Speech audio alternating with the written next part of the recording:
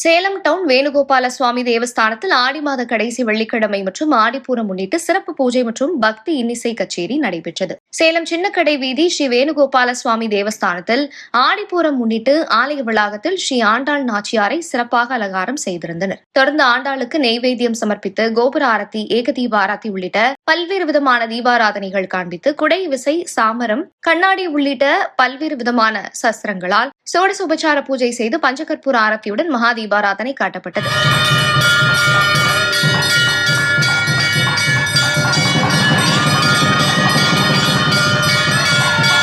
ஏராளமான பக்தர்கள் கலந்து கொண்டு தரிசனம் செய்தனர். கலந்து கொண்ட பக்தர்களுக்கு துளசி தீர்த்தம், சடாரி மரியாதை வழங்கப்பட்டது. தொடர்ந்து இசை கச்சேரியும் நடைபெற்றது.